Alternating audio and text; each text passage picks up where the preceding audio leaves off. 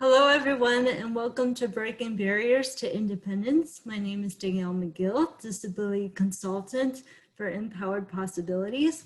I'm here today with a friend and a disability advocate and a social worker, Sarah Goldman. So how are you today, Sarah? Good. Thank you so much for having me. And we're filming on the actual anniversary of the Americans with Disabilities Act. So happy ADA Day. Yes, happy ADA, 30 years. 30 years. And what, in the past 30 years, we've accomplished so much, but yet we still have a lot to overcome. Mm-hmm.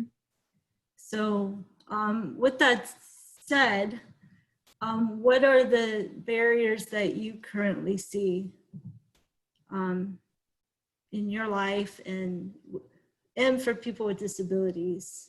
Sure. Yeah. So, I think we've come so far in the last 30 years. You and I grew up under the generation ADA. So we have been so blessed to have grown up with great accommodations of, having curb cuts for wheelchairs and our walkers.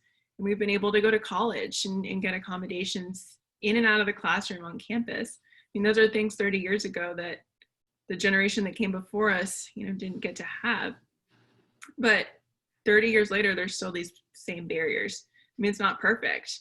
There's so many times where I have to call like a hair salon or a nail salon and say, I just want to double check that you're wheelchair accessible. And half the time they'll say yes. And then when you get there, there's a step. There's like one step. I'm like, well, you're not wheelchair accessible. And I just think that a lot of buildings are still completely outdated by the requirements of the ADA because they didn't have to have those requirements back 30 years ago when that law passed.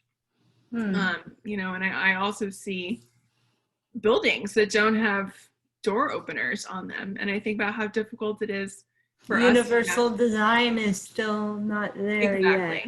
Yeah. And that's so much work that I hope to see in the next 30 years. But how often do we have to navigate our wheelchairs and our walkers just to try to get in a building? I'm hoping for self-driving cars. Yes, automated cars, technology.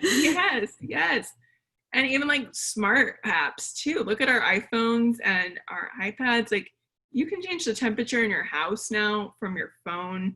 You can control light switches from your phone. Those are things that benefit everybody, not just us. Yeah. So how do we make it inclusive for everyone? That's a good question, and we need to continue to ask our community partners and the agencies that serve people with disabilities, as well as our legislators,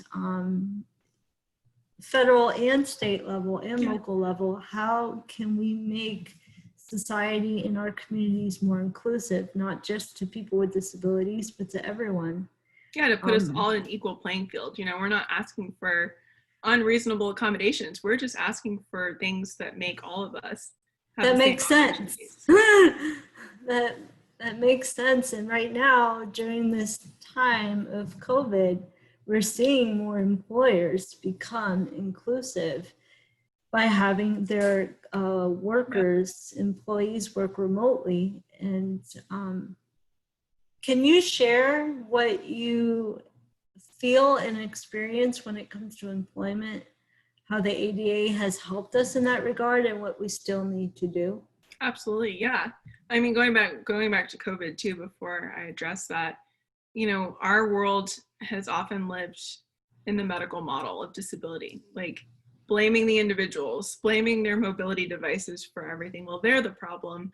They take up too much space. They need accommodations. And when COVID happened, now all of a sudden, socially, everybody can work from home. Everybody can go to school online.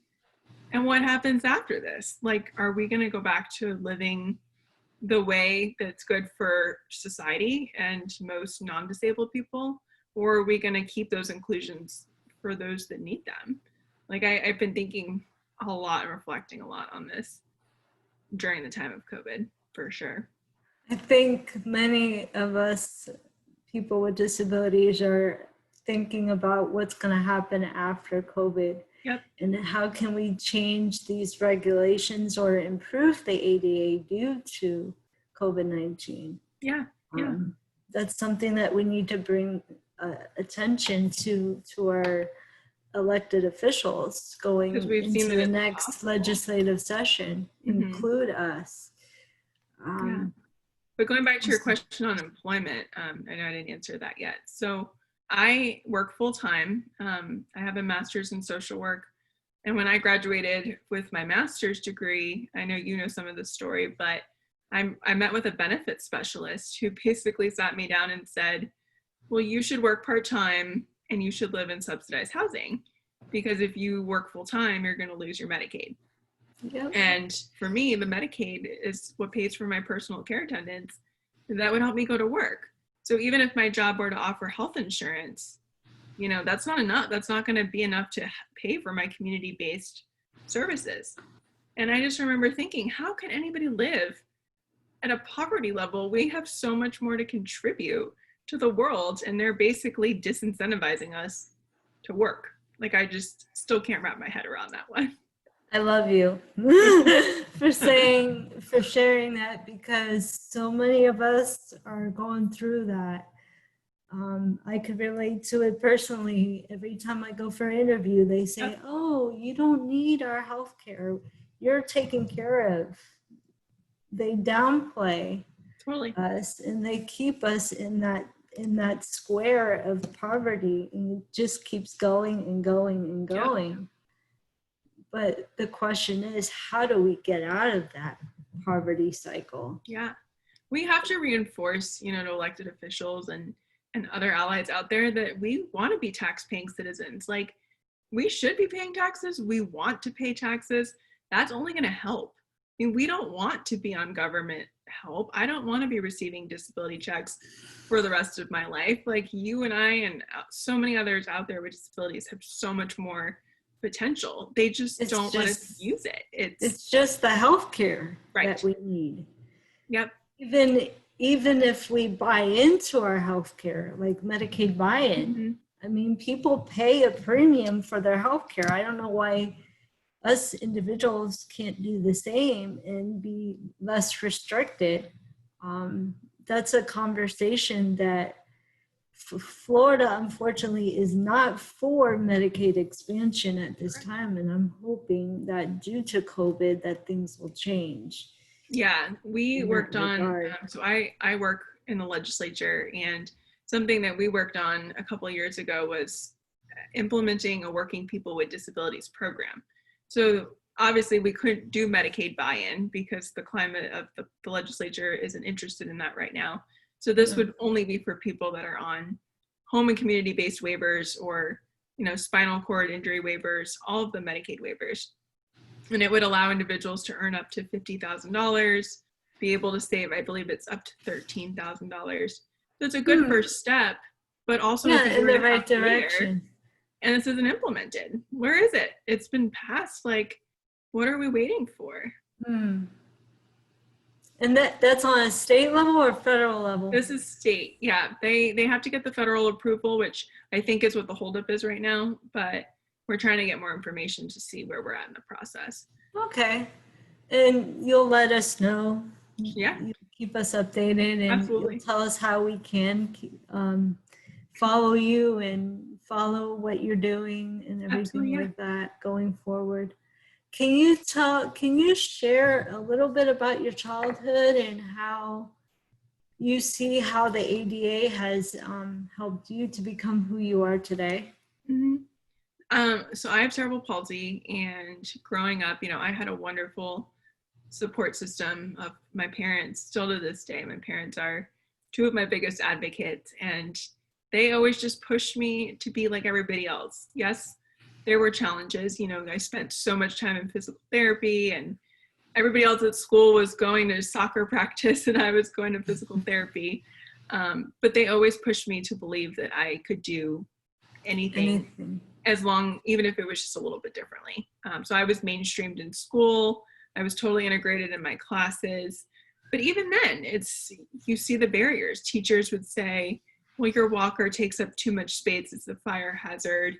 We need to leave it out in the hallway. Fold up the walker, right? Yeah. I mean, in the Yeah, corner. So when the fire alarm goes, who's going to open it exactly. up? Yep. Yep.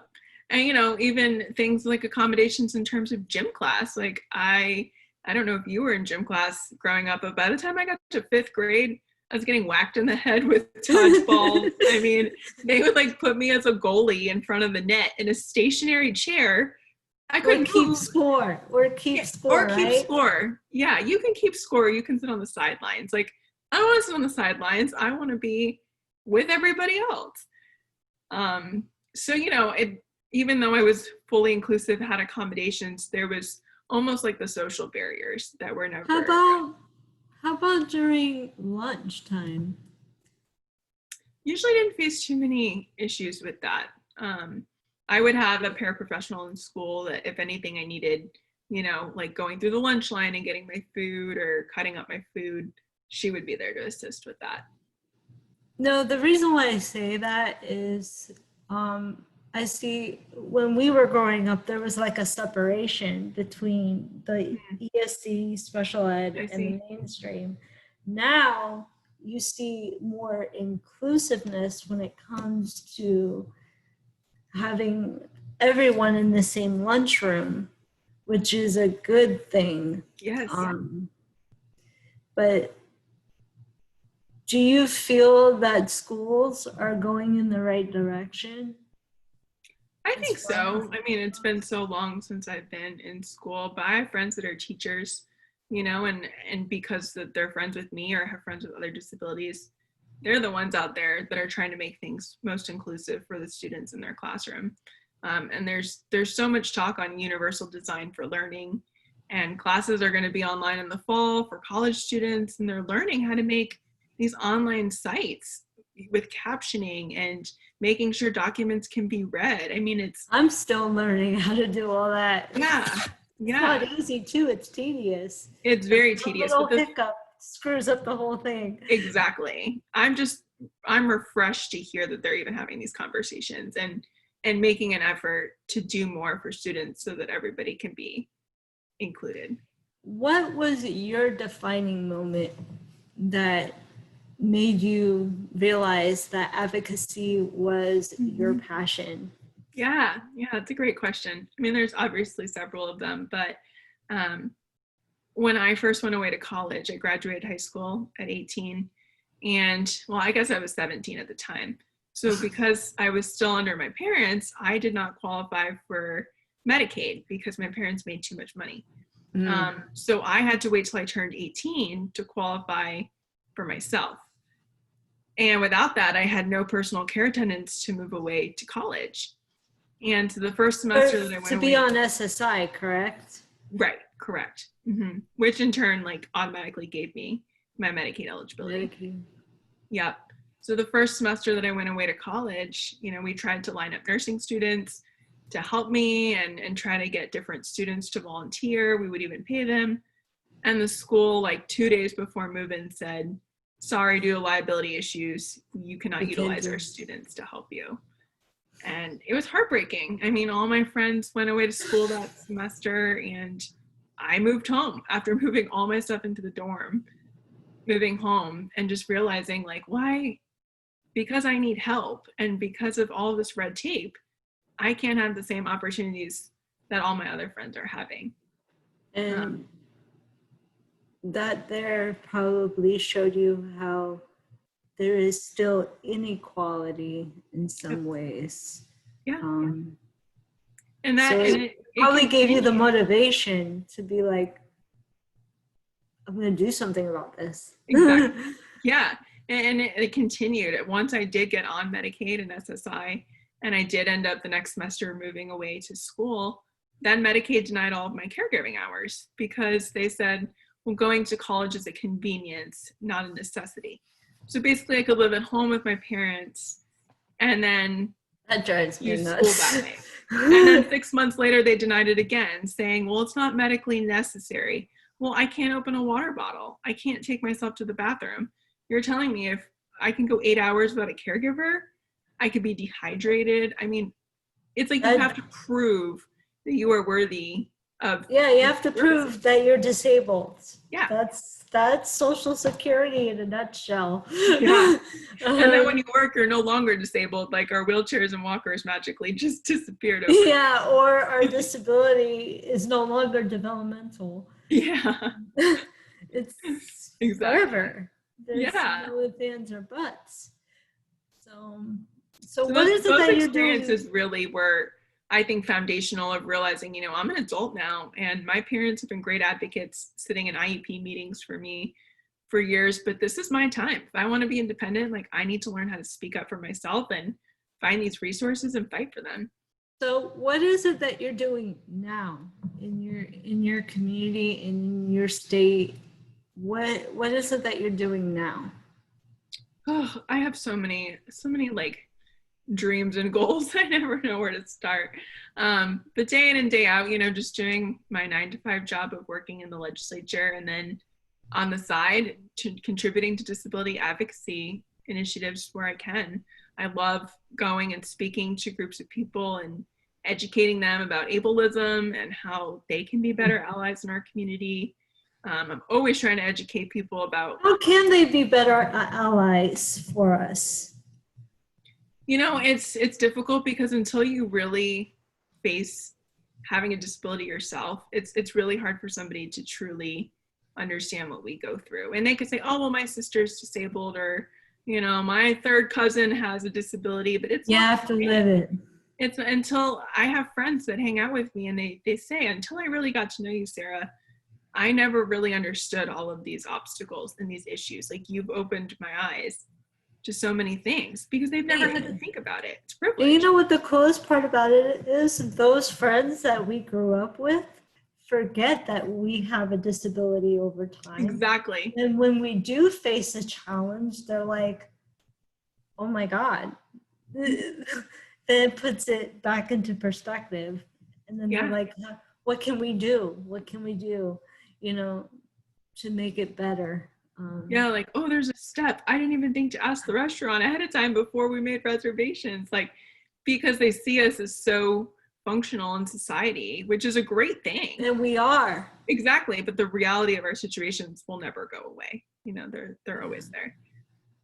And like you said before, we don't want to live with our parents for the rest of our lives. We just don't want to collect a check and be hidden away. Yeah. We want to participate in every aspect of life, even in social relationships. How do you feel about marriage equality for people with disabilities? That gets me really fired up. I think it's totally ridiculous. Like, I just cannot believe that in 2020 we even still have this issue. But, I just don't think it's fair. I don't think that we should be penalized for wanting to have the same rights as anybody else and the same privileges. And, a lot of my friends have said, well, you can still get married. You can have a ceremony and you can, wear the wedding dress and have a party, but you just don't have to have the piece of paper. And that's not the principle of it. Like, And yes, I it's can have sad. that, but I want all the benefits of marriage that anybody else would have. Filing taxes together and having a joint union. We're entitled. Yeah. I mean, every minority group is entitled to it. Yeah. That's another barrier I think the ADA needs to address. Mm-hmm. And I also think too, I mean, this is separate from the marriage equality, but employment. I mean, we were protected under the ADA for employment discrimination, but how many times do able-bodied people get jobs more frequently than people with disabilities? They are intimidated by the stereotypes that, oh, we're going to have to give them accommodations, or they're not going to have reliable transportation to show up, or I mean, any of those things, which we have proved aren't true. They're missing out. Mm-hmm. They're missing out. And it's unfortunate that many people with disabilities are still facing that stigma, especially when it comes to going for an interview. And the employer, instead of looking at your resume and what you've accomplished, they just see your mobility device and just focus on that. And then when you try to redirect them to what you've accomplished, they still find a way, in a nice way, to patronize you. Yeah. So it makes you wonder, do I really want to work for this person? Right. Exactly. Yeah. Or do I want to, and then show them how wrong they are Yeah. at the same time? So it's when I was interviewing for jobs a couple of years ago after college, I was living in Tallahassee, and I was interviewing for a job down in the Tampa area where I am now.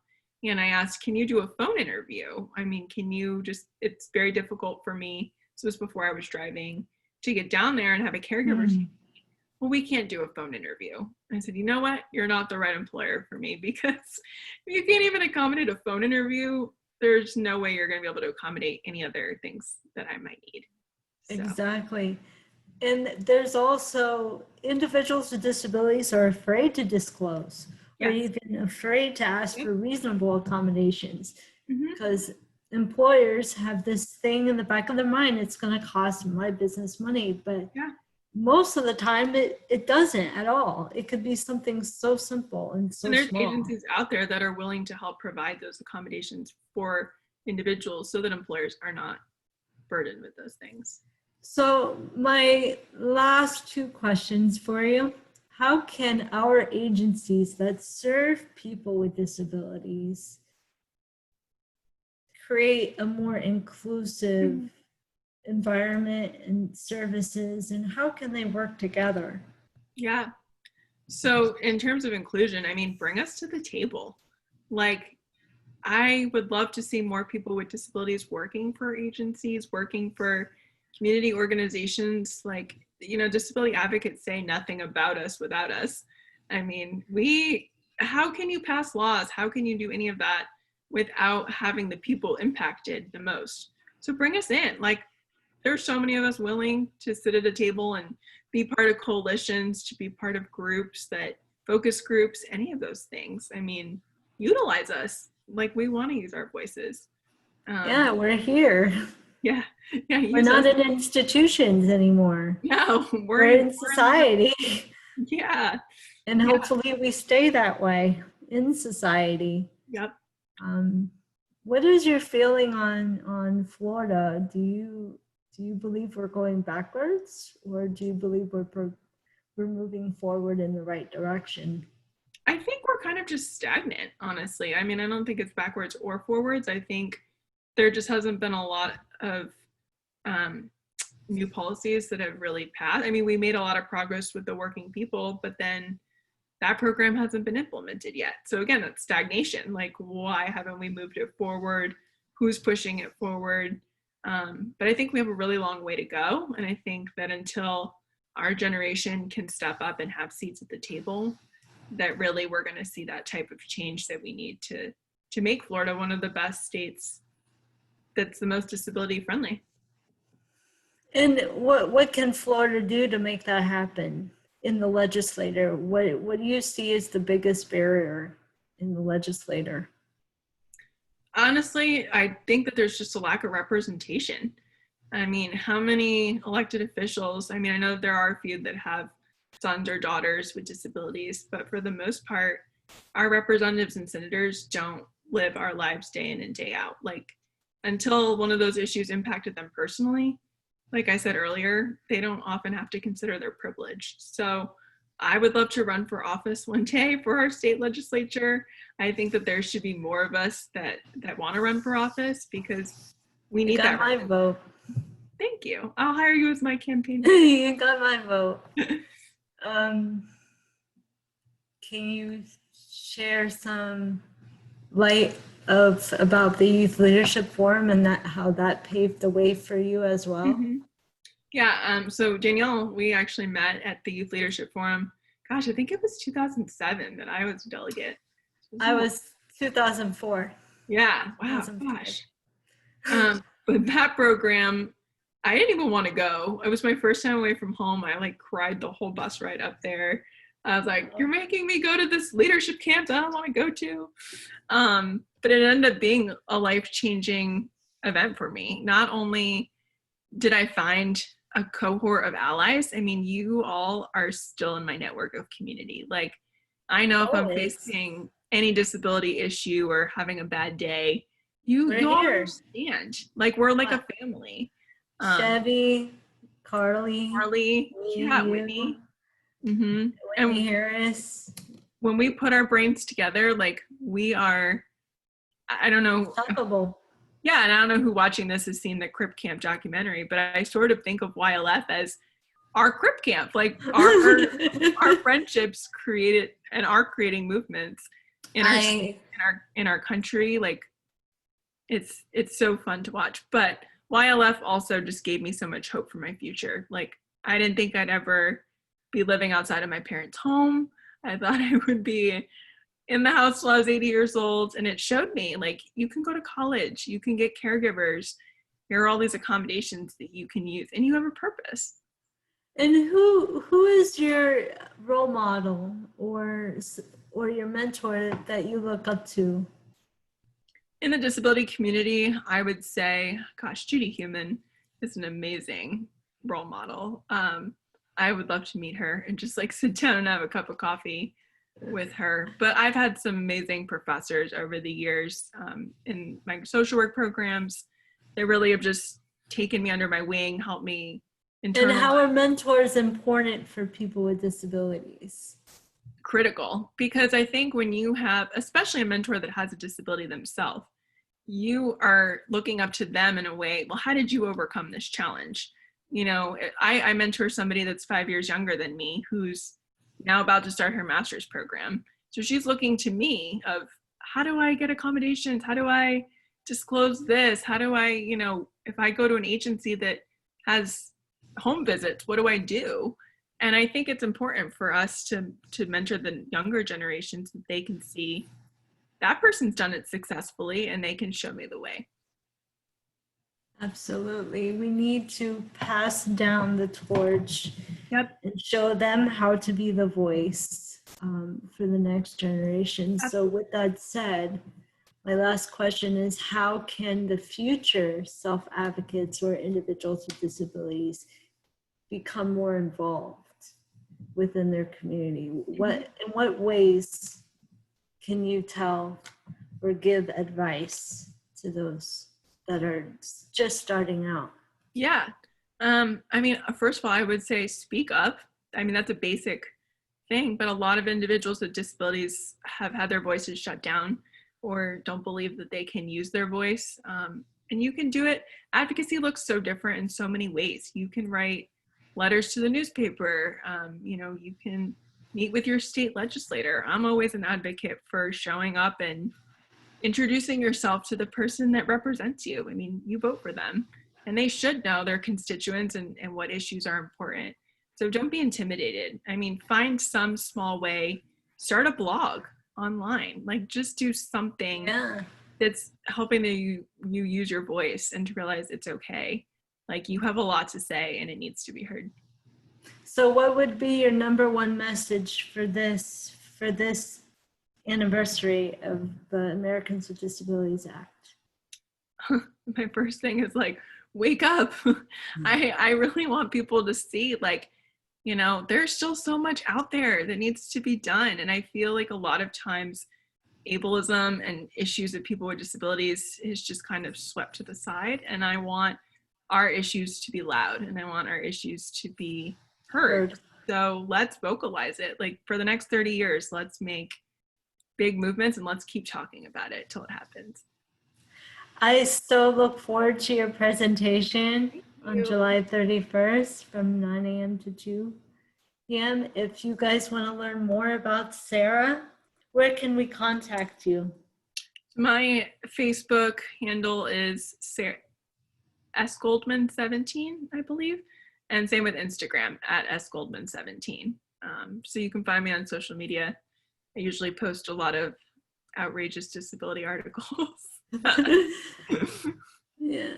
So thank you for your time, Sarah. And it's always a pleasure talking to you about these issues and how we could improve our state throughout this, not just on this day, but for the whole year. We should be celebrating every day is ADA Day. Yeah, equality. It's Is not just number one day that somebody with a disability has a barrier. It's every single day. So we need to be, like I said, we need to be loud and be talking about this every day for the years to come. Thank you, Sarah. Thanks, Danielle. I appreciate it. No problem.